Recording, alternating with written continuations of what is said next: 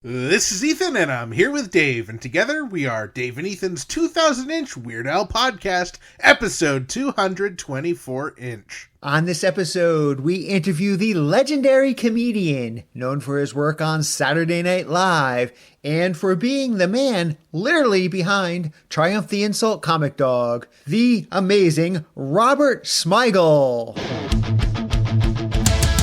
It's Dave and Ethan's 2000-inch Weird Al podcast. It's a podcast about Weird Al. It's Dave and Ethan's 2000-inch Weird Al podcast. Seriously, the whole podcast is about Weird It's Al. Dave and Ethan's 2000-inch Weird Al podcast. You don't have to listen, but we're glad you are. Dave and Ethan's 2000-inch Weird Al podcast. This is Triumph the Insult Comic Dog, and you're listening to Dave and Ethan's 2000-inch Weird Al podcast. You know, I used to be a huge fan of Weird Al, and you know what happened? I turned 6. Happy St. Patrick's Day, Dave! At top of the morning to ye. And to you and yours. So I know you usually go all out, but how did you celebrate St. Patrick's Day this year? Well, you won't believe this, but I ate green eggs and ham. So you're saying you forgot it was St. Patrick's Day? Yeah, pretty much. All right.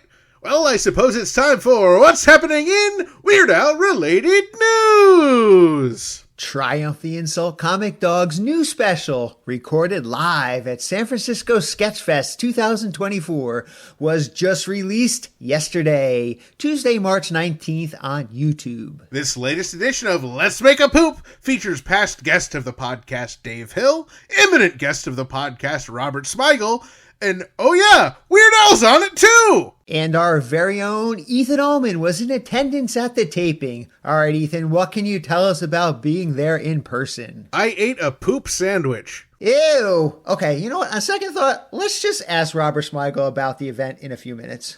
John Bermuda Schwartz has started his preparations for Weird Al's next tour, but not in the way you might expect. You're right. I might be thinking he'd be waxing his sticks or polishing his cymbals or lathering his foot pedals. Right, none of that. In addition to being Weird Al's longest-running band member and archivist and historian and drummer, he's also in charge of the playlist you hear in the venue before and after the Weird Al performance. Bermuda has gone to Facebook to help crowdsource ideas for some newer, upbeat songs that would fit in the mix, but he stipulates that he's not looking for quirky or funny material. Well, there goes all of my ideas, Dave. Oh well. Now, while we'd much rather know when the tour is happening, it is nice to have any and all confirmation that there will be a next tour. It just came to our attention that past guest of the podcast and Weird Al's longtime touring merchandise coordinator, Marnie Farlow, was named Venue Merchandiser of the Year 2023 by Live Nation. From all of us here at Dave and Ethan's 2000-inch Weird Al podcast, a huge congratulations to Marnie. This episode is brought to you in part by Vegan Burrito Restaurant Burrito Burrito, home of the 2-pound double-wrapped in quesadilla Burrito Burrito, and Wizard Burger in Albany, New York. Come on down to Burrito Burrito and Burrito Burrito your Burrito Burrito, and Wizard Burger for mouth-watering loaded, dare I say, beefy vegan burgers. From Albany to Uranus, Burrito Burrito and Wizard Burger feed the hunger with out-of-this-world plant-based real food, always vegan style. Visit burritosquare.com and wizardburger.com to order ahead. Okay, let's check out what's happening in Grammy Award-winning Jim Chemo West related news. Jim Chemo West's monthly newsletter was full of great news about upcoming music and projects. He has 3 albums in the works, due out in 2024, including a new album with Josh Jaffe, a live Slackers in Paradise album with Ken Emerson, and a duet album with Muriel Anderson. And releasing soon is a collaboration with producer Vito Grigoli, as well as a song co-written with Alan Thomas and Ed Haker. In addition to upcoming dates in California, Chemo also has dates in Florida, Colorado, and Seattle on the slate for 2024 over at JimChemoWest.com. And now it's time for What's Happening in Dave and Ethan's 2000-inch Weird Al podcast related news. Exclusive videos from the lens of our very own Ethan Allman have continued to drop exclusively for Dave and Ethan's 2000-inch Weird Al podcast Patreon supporters, with the most recent one dropping last week. We're working on something special for our Patreon supporters to help celebrate the 5-year anniversary of our podcast. So join the family at patreon.com/2000inch so you can be one of the very first to hear. And now it's time for our very timely interview. All right, Ethan, take it away. Dave and I are absolutely thrilled to welcome to the podcast. He is the creator of Triumph the Insult Comic Dog. You've heard him and seen him on SNL, and he also just happens to have a brand new special that just dropped featuring Weird Al. Please welcome to the podcast, Robert Smigel. How's it going, Robert? Thank you. Everything's going great.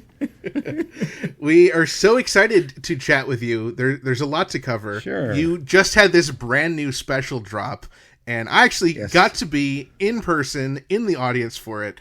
And so I can say firsthand, it was pretty stinking majestic. I loved it. Stinking majestic. I'm going to use that. Very apropos. That's a pull quote if I ever heard one. Especially for Triumph. Anything with stinking as the adjective plays for me. Thank you. I appreciate it. I'm glad you had a good time. I was maybe the most fun show I've done in 20 years, honestly. Oh my God. It was obviously I'm a huge fan of Triumph, but I'm also a huge fan of Weird Al. So seeing both of you together and getting to eat a poop sandwich, I mean, the night couldn't get any better. It was a poop sandwich. I mean, if you add Michael Winslow and Rob Schneider, it was a quadruple decker.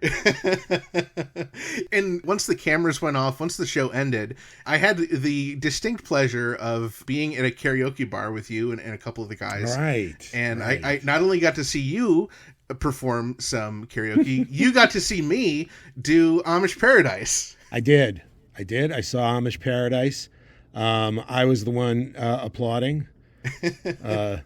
No, it was a San Francisco karaoke bar, and a lot of people were bewildered by your choice, and perhaps disappointed that you weren't singing the straight Coolio version, right, or even the original Stevie Wonder version. They were not necessarily hip to the Amish Paradise, even though it's one of Al's. Isn't it? It might be Al's biggest hit. I'm not sure. Probably after Eat It, yeah. After Eat It, I would say. And white and nerdy, of course, too. Yep. It was pretty surreal to be in this little karaoke bar where there were some of the most legendary comedy people of all time. And then on the other side, just, 24 people who were completely clueless as to who was there. Clueless, had no idea who any of us were. Dave Hill was there, a really funny comedian and musician. I believe he sang Rihanna's hit. No. It was Beyonce's hit, the one about Irreplaceable. He sang Irreplaceable. Yeah. And I sang a song that I don't think has ever been sung in that room. What was that song? The Lonely Goat Herd from The Sound of Music. I saw it. There's this literally 1,000-page book of, and I was just whirling through it, what can I find? And there it was, The Lonely Goat Herd. And I just had to do it. It was incredible, had to do it. Well, me and you were the two who enjoyed each other, and yeah. No, they were really. I think they were angrier at mine than they were at yours. Because I did it in a thick Chicago accent. I didn't sing it like Julie Andrews because there's only one Julie Andrews, so you might as well interpret it your own way. So. Up in the house is a lonely goat herd, lady, a lady. Ooh, that's right, folks. That's music. Anyhow, that was after you've done 2 hours with a puppet on your hand, you've any shred of dignity is gone. And really, that's just Doesn't even make a dent in the fool of myself sweepstakes. It was just an absolutely incredible experience to get to witness that. It was fun. I'm so sorry that I missed it. It sounds like it was amazing. And I do want to go back to the Let's Make a Poop game show. Can you tell us a little bit about that for people like myself who were not in the audience and did not get to witness it live? Let's Make a Poop is a game show that I've done as Triumph numerous times. I wanted it to be a podcast that I was all set to kind of do with Team Coco and Starburns Productions. I did one show in Brooklyn in, what was it? November of 2019. It went great. It was with Pete Davidson. The panelists were Pete Davidson, Lawrence O'Donnell from MSNBC, and Anthony Scaramucci, and who, oddly enough, had the funniest answers. Oh, wow. Yeah. Oh, yeah? He did great. And Lawrence O'Donnell was afraid to say anything inappropriate. Right. And Yeah. so I thought it was going to be this great thing. And it's basically we're playing, a version of Jeopardy. We have a big board and nonsensical categories. And the idea is to guess a funny answer. So, for an example, we had that sample question I gave at this show was human beings are separated from this by only a single chromosome. And the correct answer was, what is Marjorie Taylor Greene? And Triumph says, we would have also accepted Jake and Logan Paul. So it's questions like that. And, it's always better when the contestants are game to just take a crack at answering stuff. And these guys did pretty well, all three of them. Yeah, they came out with some really funny answers. And Yes, they Weird made Al and Rob. Yeah. Yeah. Especially. Yeah. And they both, there was one weird, crazy stretch where Rob had a really funny, derogatory answer. And then the real punchline turned out to be about Rob. and then the very next question, Al came up with a really funny, derogatory answer. And the question ended up, the correct answer ended up being a slam on Weird Al. I don't want to spoil them for people who watch tonight. We don't want to spoil it. Whenever. Yeah, Yeah. the entire special is available now on YouTube, youtube.com/Triumph the Insult Comic Dog HQ. You can watch the entire special. I don't want to spoil too much, but right. there were some really great Weird Al style parodies. Do you want to tell us about those? Okay, so when I did Sketchfest a couple of years ago in San Francisco, we wanted to do another version of Let's Make a Poop, and the pandemic closed it down.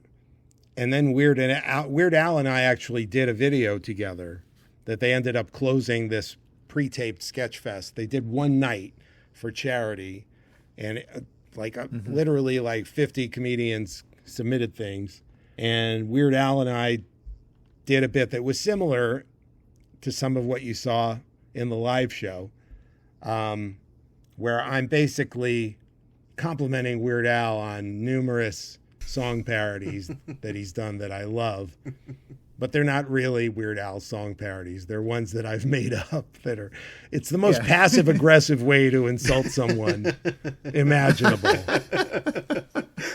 And I'll give an example of one because it's in the commercial that is on YouTube right now that I already spent it, so okay. Might as well.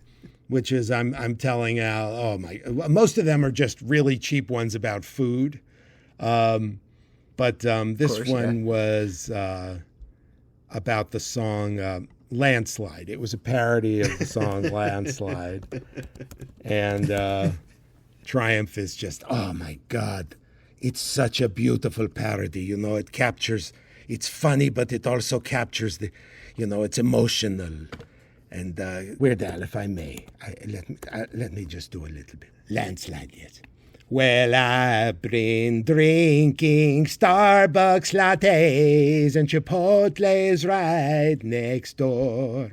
Mocha grande burrito picante, straight out my as they pour. And then I'm just pouring it on. It's so beautiful, Al. How could you not take credit for this? It's beautiful. Let's get to the end. And if you see my reflection in the blue water bowl, well, the mudslide will turn it brown. Oh, the mudslide will turn it brown. Weird Al Yankovic, everyone. Weird. And they get worse. Yeah, so we torment him all night long with over a dozen songs from my count. I don't know. I'm sure it felt like 25 to Weird Al. And then at the end it crescendos in a beautiful duet that I don't want to spoil at all.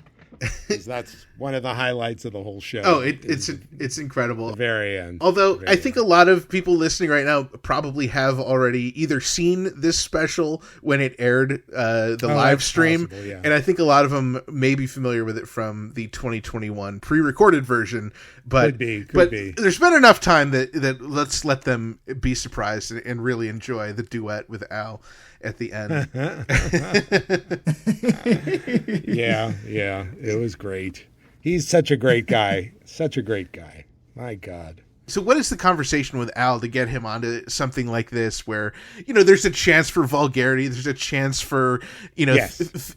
Political leanings and things that he typically shies away from. What is that conversation like?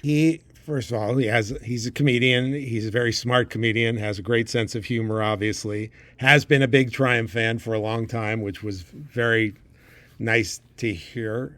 So he immediately got this joke and loved it and was game to do it. And the only thing he didn't want to do was for him to do anything vulgar. Right. He didn't want to, I believe there was like one word in one of the songs that we talked about doing that I changed just because it's not his thing, or maybe I took the line instead of him. Okay. Because it had a borderline, problematic word for him. Mm-hmm. But in terms of everything else, being around other people doing political humor, even if you watch the show, he does a few jokes that have a little bit of a, he's mocking. He gets a couple of shots in at Rob Schneider. Right. That, that definitely represented his politics on some level. And that was, nothing too controversial. But he's definitely on the side that most of the audience would have been on. And, right. So, he stuck his neck out a little bit, but he mostly had no problem being in that environment and letting Triumph do anything. He certainly didn't have any desire to censor Triumph or anybody else on stage. Right.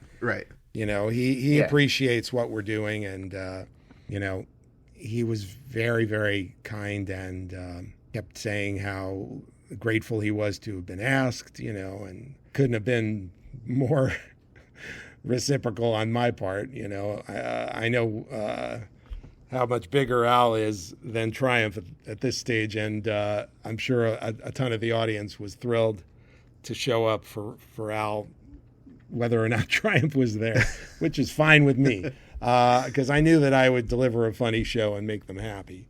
But it was great that Al participated and raised the level of the show in every way imaginable. And it was even more jam-packed with, you mentioned Dave Hill, but Michael Winslow, Tom Lennon, Amber Ruffin. Yes. It was just, there was a lot of really great surprises for those of us Michael in the Winslow audience. was our announcer. He announced once for me during the quarantine. And, yes, Amber Ruffin. The other people were already there at Sketchfest, and David Owen, the gentleman who runs the whole Sketchfest, just asked them if they wanted to do little walk-ons, and they all went for it. Amber, Tom Lennon, and Dave Hill, who I've worked with before, as I've said, very funny musician. He's the best. And comedian. Yeah, he's great. And he's so hilarious on Instagram and Threads, actually. Mm-hmm. Right now he's doing, he won't let go of this joke ever since Henry Kissinger died. He keeps posting reminiscences of his friendship with Henry Kissinger as if they were best buds. And they're just these really intimate stories and of Henry Kissinger busting his balls in unlikely situations. Just great. Really funny guy. He's the best. Yeah. And, Michael Winslow was there. It's the first time I did this thing in Brooklyn. My announcer was my friend Richard Washington, who was Black Wolf, the Dragon Master. For anybody who ever saw Triumph go to the line at Star Wars, it's probably the most well-known Triumph the Insult Comic Dog remote. And I met a guy there, this black kid who was dressed as a medieval wizard, and he had this gigantic white beard and a staff and a wizard's hat, but he also had like glasses with tape on them, and he was eating a McChicken, and but he committed to this British accent for the whole thing, and he was incredibly articulate at the same time as being completely bonkers. And I just never forgot him, so I used him when Triumph did a comedy album called Come Poop With Me.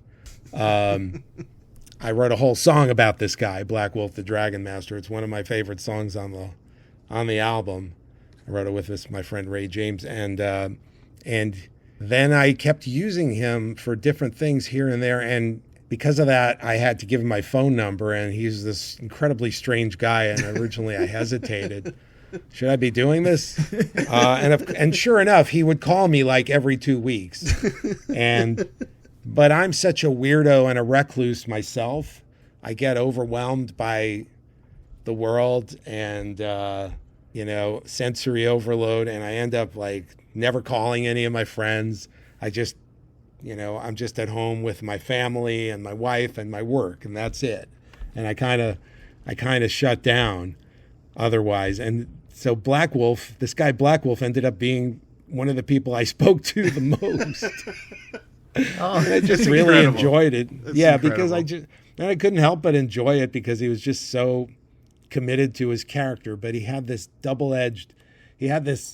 odd combination of, I'm sorry to get so far off the Weird Al topic right now, but he had this, he would commit to this character of a medieval wizard, but he was obsessed with pop culture at the same time.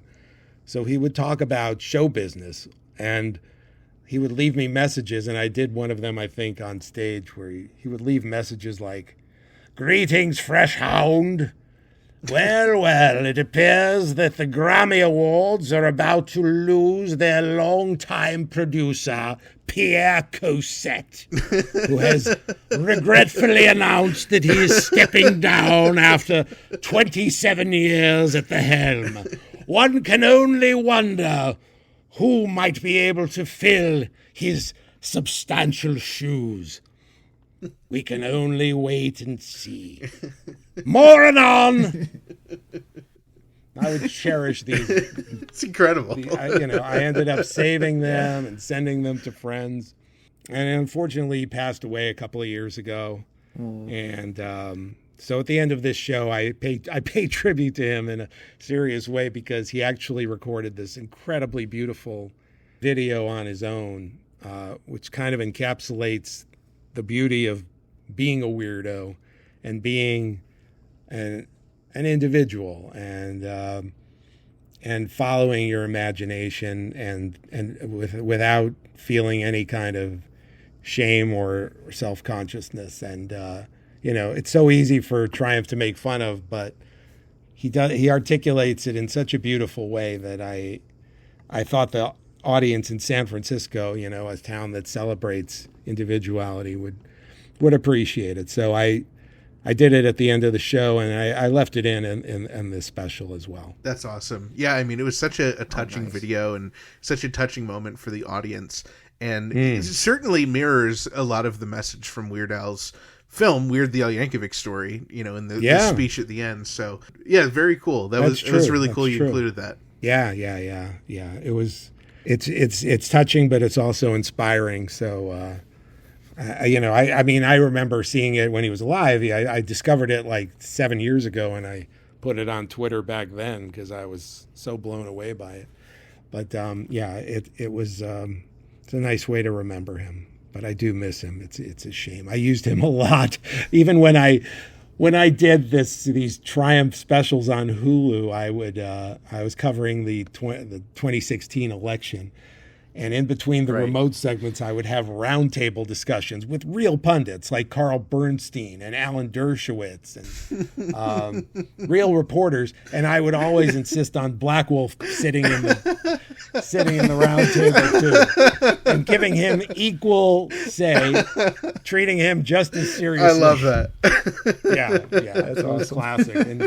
And I, he had no script. Some of the stuff he would utter was just amazing. He was quite a character. I love that. So yeah. But Michael Winslow did a great job as the announcer. He's got his own, level of strangeness that I find endlessly amusing as well. So. He was a perfect addition to the show.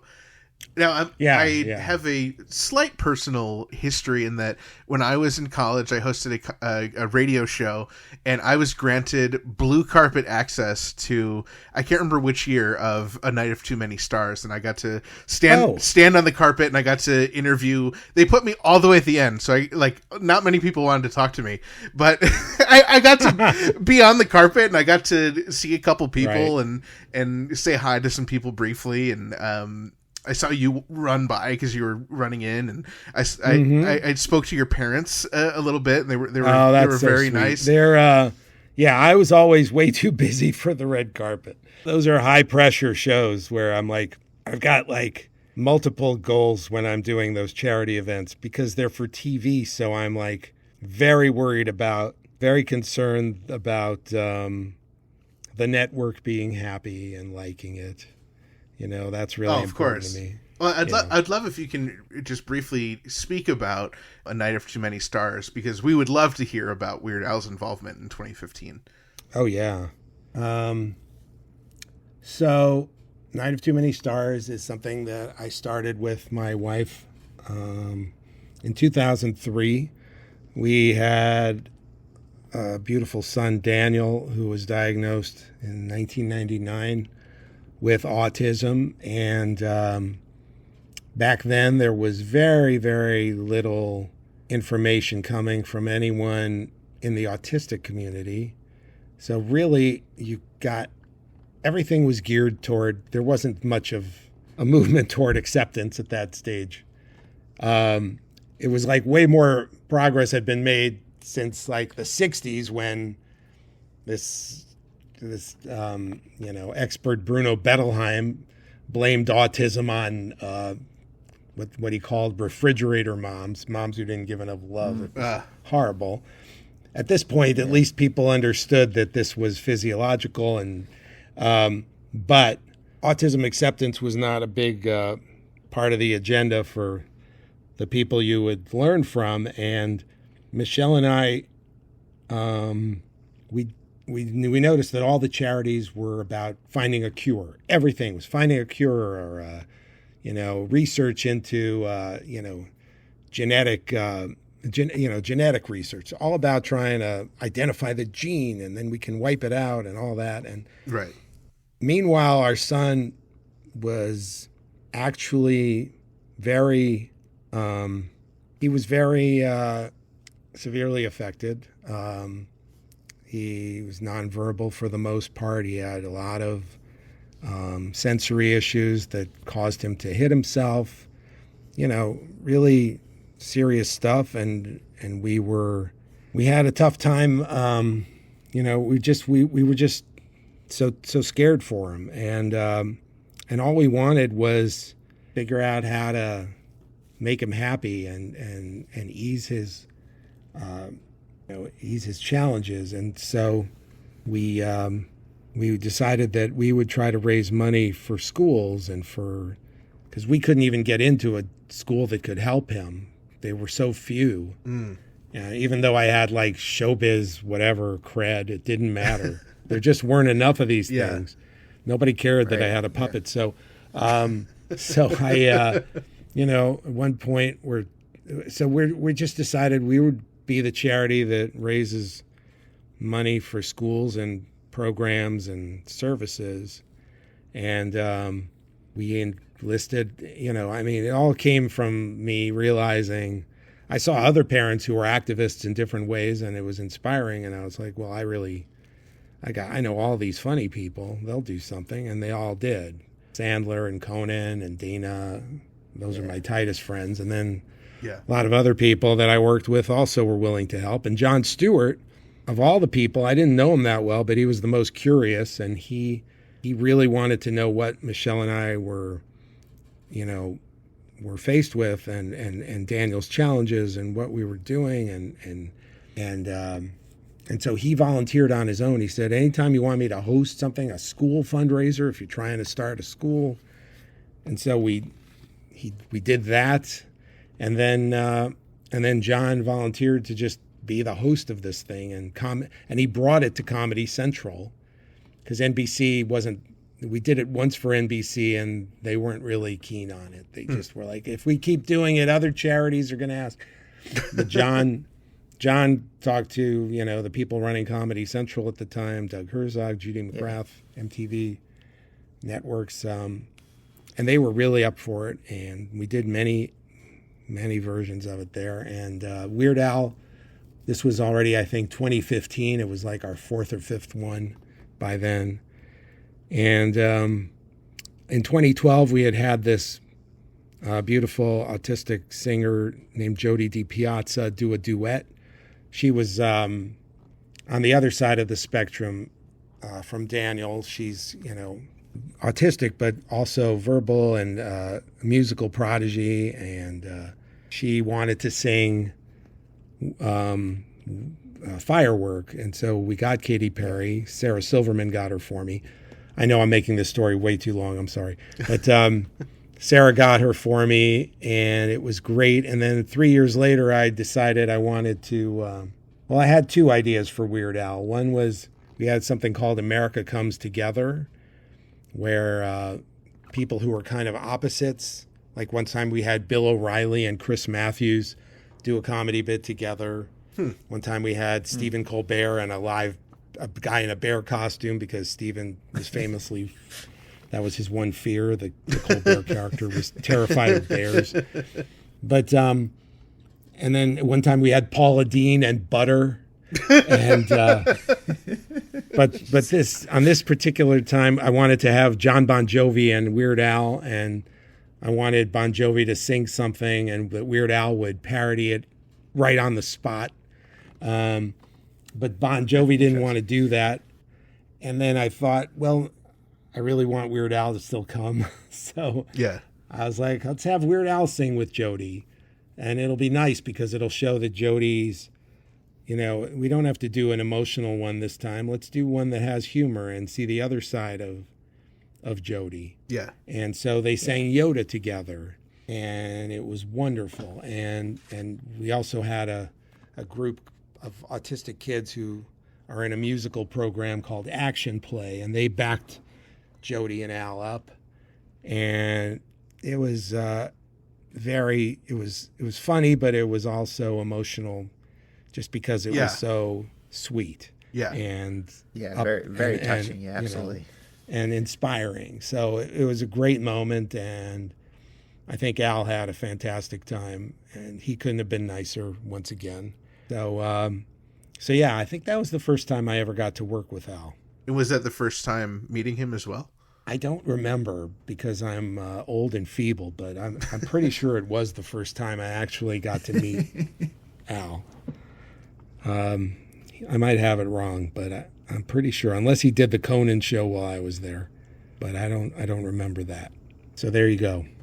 When you reached out to Weird Al to be on the Night of Too Many Stars, what was his reaction to participating in that? Oh, I mean, you can imagine a guy like Al, who's so kind and good-hearted and conscientious. He was very, very eager to be a part of the show.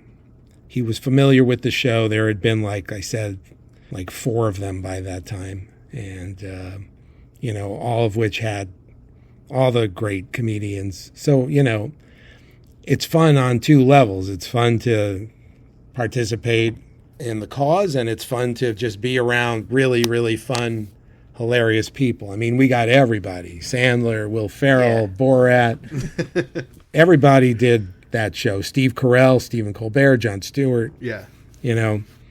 Everybody from different corners of the comedy world. Movies, late night television, political humor. Everyone was doing it. Chris Rock did it multiple times. That's so cool. And the idea for Yoda, did that come from you, from Jody, or from Al, or somebody else? I don't remember where that came from, but I will tell you that some of the song parodies that I did at Sketchfest originated when we were coming up with that idea for Weird Al and John Bon Jovi. Oh, wow. Yeah. A writer named Craig Rowan, who was my head writer at the time, was an enormous fan. The biggest, I mean, we're all fans of Weird Al, but he was the biggest. And he was so excited to meet Al, to write for him, and then he ended up doing Yoda. But then years later, when we did this bit, one of the particular song that Al did with me, which I don't want to give away right now, but Al actually had charted. And so he sent me a copy of the charted music for it with the lyrics. And I told him to write, include among the writers my friend Craig Rowan, because I wanted Craig to have this. And, he's since framed it. It's like one of his most cherished possessions. That is incredible.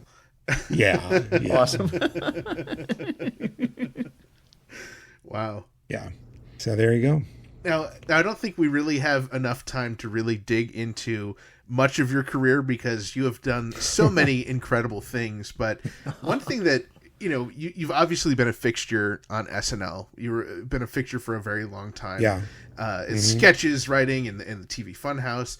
And I know Weird Al is such a big fan of SNL. Do you know why that has never happened, that Al has never been on SNL? Is there some deep, dark secret in SNL lore? That's a really good question.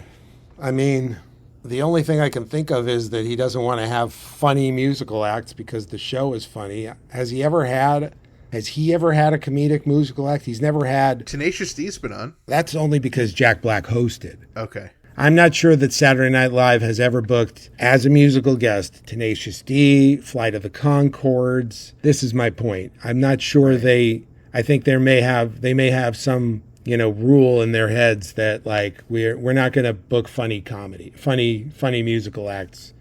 The musical act is meant to be relief from the comedy, whatever. Mm-hmm. That's the only explanation that I could come up with, that it wouldn't be personal against Weird Al as much as some sort of standard that they adhere to, that where they don't want the whole show to be comedy and they want the music to, provide a different angle to the show. That's all I can tell you. Certainly I've never heard anything about anyone being blackballed like that. Well, good. Yeah.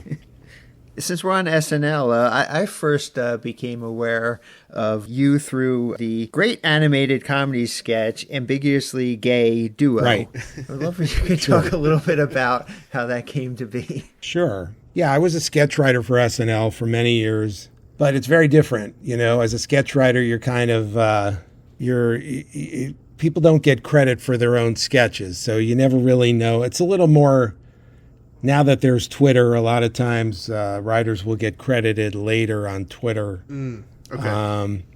But not necessarily. I don't know why they don't credit them on YouTube, to be honest with you. Like every time there's a sketch and they put it on, why not credit the writers? I would advocate that. But I understand why it's not done on SNL. And so you kind of are living in the shadows there, and that's fine. And then I got to do the Conan show for a couple of years, which was a blast. That was like our little playground of where we could really do stuff that we could never get away with on SNL because it was just too stupid. And then I got a little burned out from that show, and I had the opportunity to start a show with Dana Carvey on ABC. And there's a whole Hulu documentary about it called Too Funny to Fail, which gives you a really good feel for an amazing what documentary, happened. by the way. Yeah, it's very well done. It's very well done. It has a lot of funny clips. And that's where, so my goal in producing that show was to make it feel as different as possible from Saturday Night Live. I really wanted the sketches to move quickly. I wanted them to be more presentational sketches as opposed to, people in a living room. We didn't do those kind of sketches. We kept it almost entirely presentational, which was more in Dana's wheelhouse anyway. Always was on Saturday Night Live. And then one of the things I suggested was, let's do cartoons. Nobody's ever done that. I think they tried once on SNL. With Tippy Turtle in 1984 or something. That's how big a nerd I am. But it was a very brief recurring character. I was like, why don't we come up with cartoons? And then my friend Dino Stamatopoulos, brilliant writer who I'd worked with at Conan, created Moral Oral later. He said, but he has a filthy mind, and he suggested, what if we do a Wallace and Gromit parody, but it's obvious that they're that it's bestiality. And I was like, I don't see how we can, even me, even though I was the guy who allowed, Bill Clinton in the first sketch of the show to be suckling puppies and kittens with 8 breasts. But somehow for this one, I drew the line. I knew we can't do that, Dino. But then almost instantly, I came up with this completely different idea. I said, well, what if it's superheroes and everybody's wondering if they're gay or not? And the reason I thought of it also was because the Batman movies had gotten more and more homoerotic with each sequel. And this was right after, I think, the George Clooney one, which was, laden with the nipples, close-ups, loving close-ups of nipples and crotches, and which I didn't care about, other than the fact that, why do we give it? Why is this such because Batman and Robin have long been suspected of being gay, going back to the 50s. There was a very famous book about comic books sending dangerous messages to children. And one of the implications was that Batman and Robin were gay. And so and there was a lot of that in the 90s, a lot of open speculation and trying to shame people to come out, I remember. So it wasn't just coming from the conservative hetero world. Then it was also coming from the gay advocacy world, where people were they would put posters up of people like Jodie Foster, shaming them in their own way, like, why haven't you come out? And in my mind, I just thought, oh, wouldn't it be great to just be obsessed with whether superheroes are gay? I mean, these people are literally saving the world, and people are still they won't leave them alone. They're just obsessed on whether or not they're and that just struck me as so funny. And the whole sketch is written around one shot, which is the first one we did, which is there's a moment when Ace and Gary are struggling to, they're tied up and they're trying to crawl out, and they get into this position where they're just kind of intertwined, and you see, there's another moment where they've just beaten up the bad guys, and then Ace just pats Gary on the butt. Well done, buddy, or whatever it is, friend of friends. Good job, friend of friends. And then there's this shot, and this is the shot that just cracked me up, because all the Filmation or whatever Hanna-Barbera superhero shows that I was parroting, you know, nobody ever did anything subtle. It was all just straightforward action, and I'm angry, and here I'm going to get you.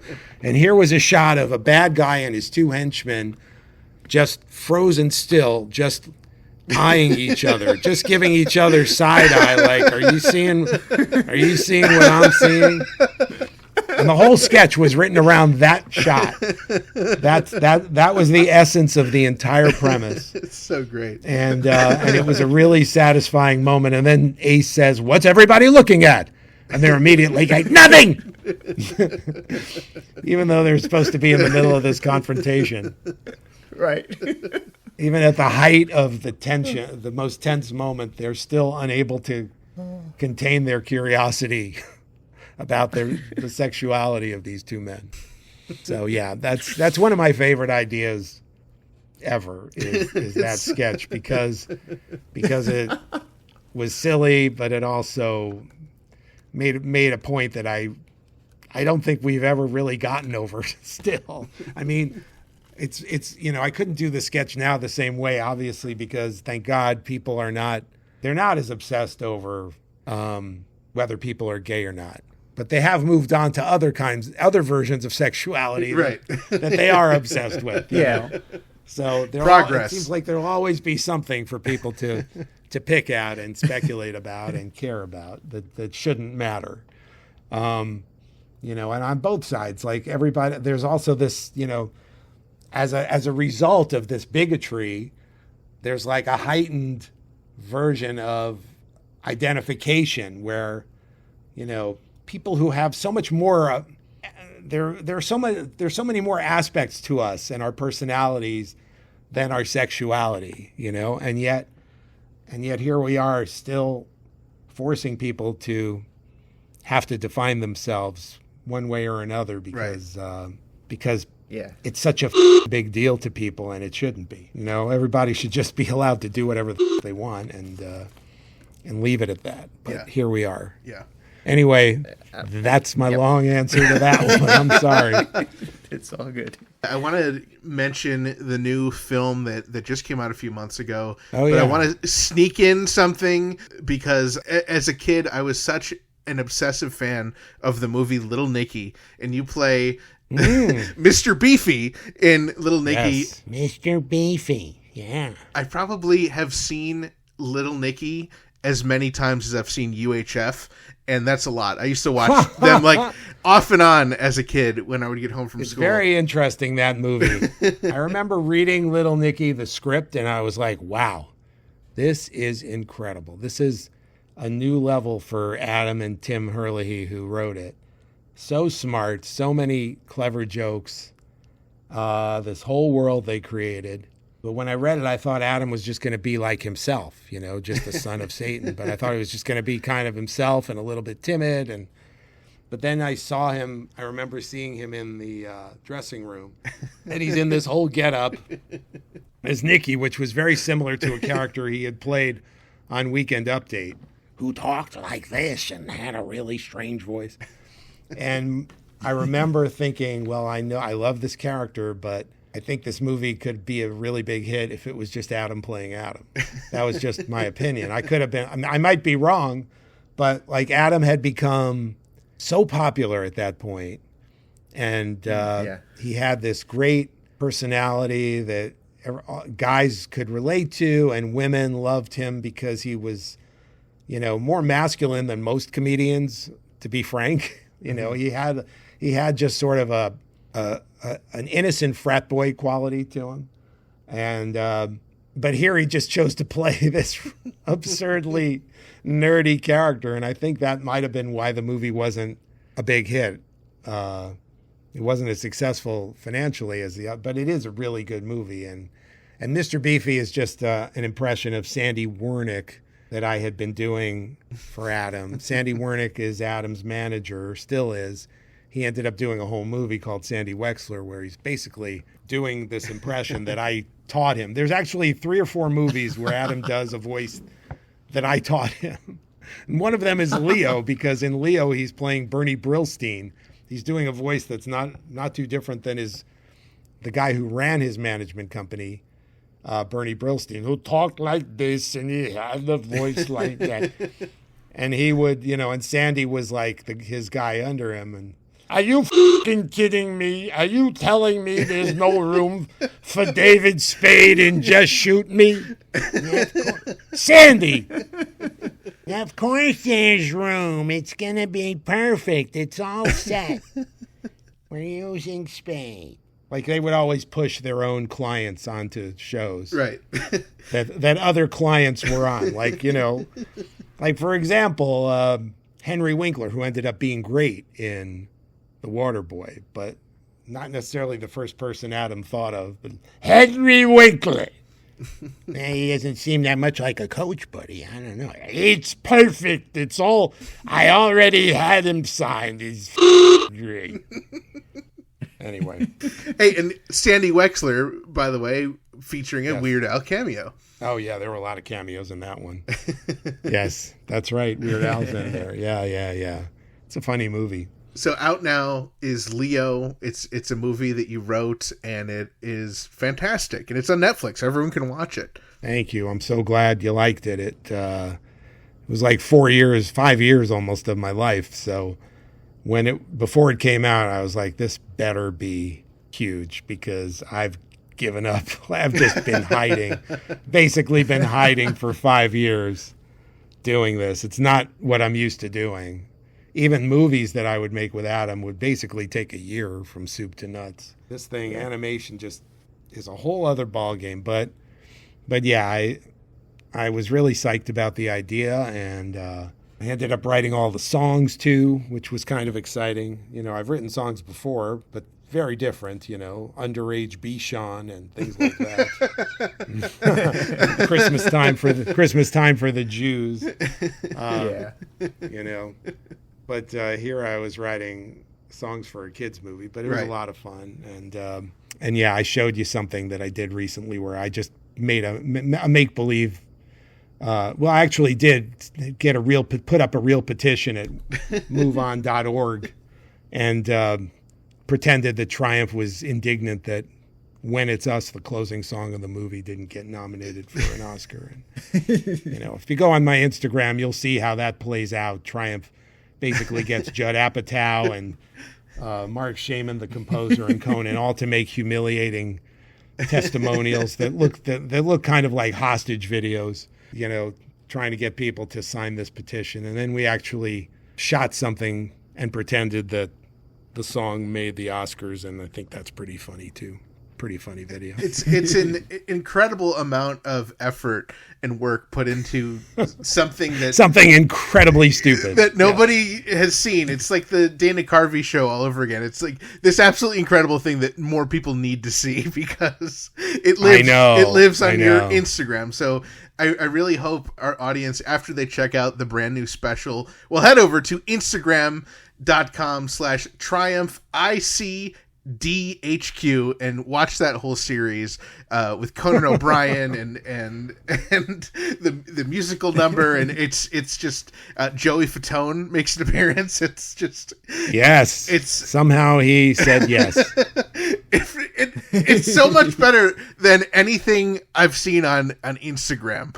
I mean, the fact that you produced this incredible thing in this series, this long-running joke, is just fantastic. So I really hope our audience goes and checks that out. I hope they check out Leo on Netflix, and they most certainly have either already or will be very shortly checking out the brand new Let's Make a Poop special. YouTube.com/Triumph the Insult Comic Dog HQ can watch the entire special over and over again and again and see Weird Al on stage with Triumph the Insult Comic Dog.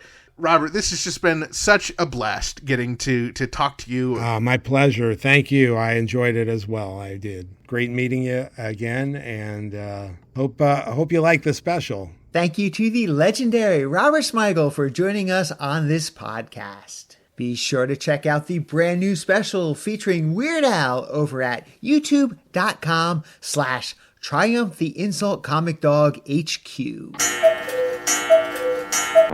Whoa! I know what that sound means.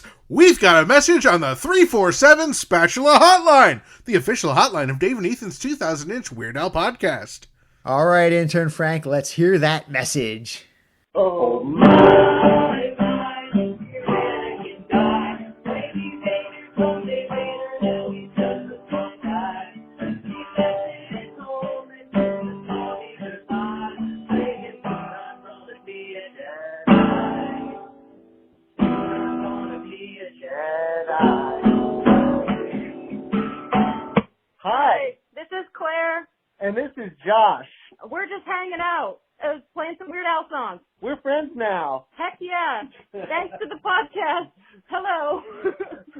Hi. Okay, we'll say toodaloo now. Bye. Toodaloo. Bye. Wait a minute. Was that Josh Pilch, animation director of the Amish sequence for Weird the Al Yankovic Story, but more importantly, past guest of Dave and Ethan's 2000-inch Weird Al podcast? It absolutely was, but wait, was that Claire Walsh as heard in Spatula Messages and as thanked on Dave and Ethan's 2000-inch Weird Al podcast? Oh, it certainly was! Whoa! Total celebrities calling the Spatula Hotline! We are so glad that our podcast is bringing so many Weird Al fans together. It sounds like you guys had a great time. Thank you so much for calling in and sharing all that fun. This episode is brought to you in part by Discover Darwin, promoting tourism in Darwin, Minnesota. Not only is historic Darwin, Minnesota beautiful, it's also not easily accessible by air. Warning! If you are thinking of flying to Darwin, Minnesota, please allow extra travel time, as there are no airports in Darwin, Minnesota. The nearest major airport to Darwin, Minnesota is the St. Cloud Regional Airport, which is 47 miles away. Attention international travelers! You'll need to travel even further, as the closest international airport is the Minneapolis-St. Paul International Airport, a whopping 69 miles away. Nice. Anyway, if these distances are too far, may we suggest flying in by helicopter, as the Crossroads Heliport is only 39 miles away. How convenient! And if you plan to travel by hot air balloon, blimp, hang glider, rocket-powered jetpack, or paper airplane, we recommend calling ahead. So visit Darwin, Minnesota on your next air transportation expedition.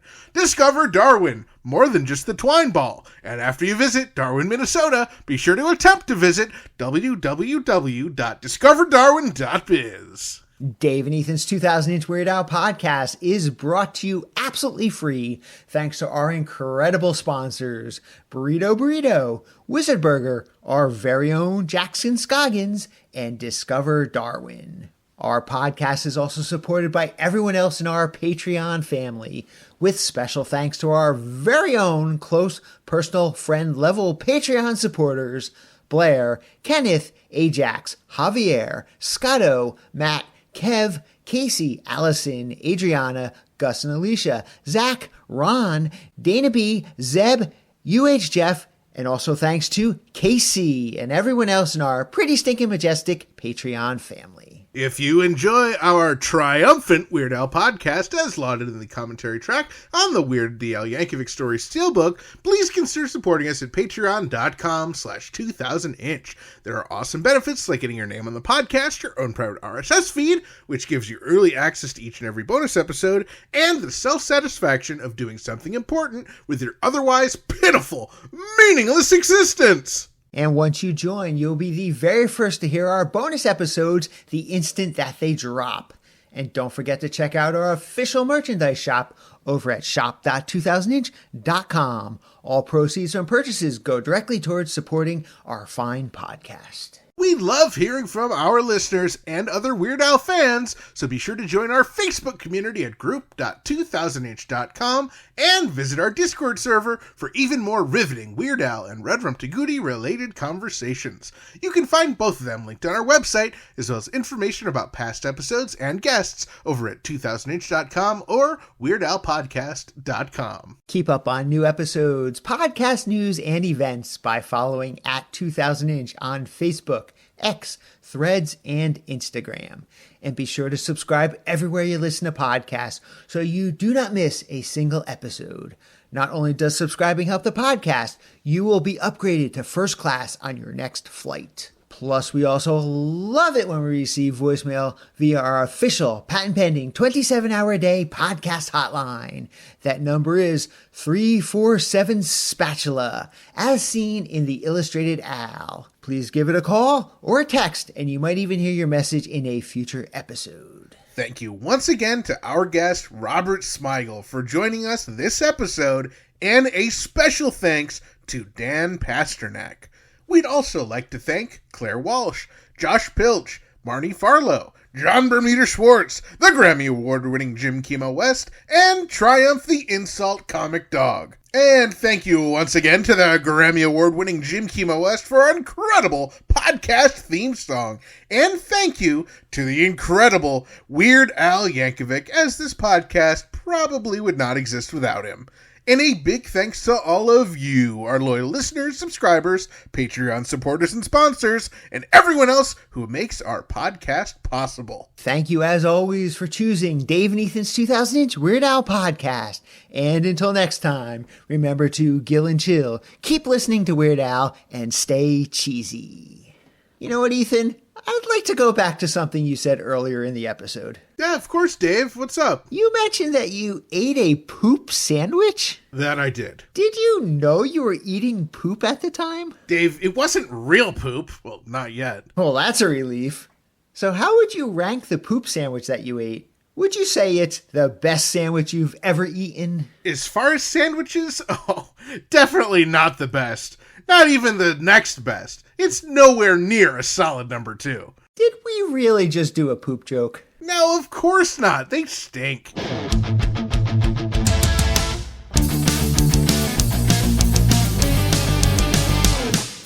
That was Dave and Ethan's 2000-inch Weird Al podcast, episode 224-inch. The best Weird Al podcast to poop on!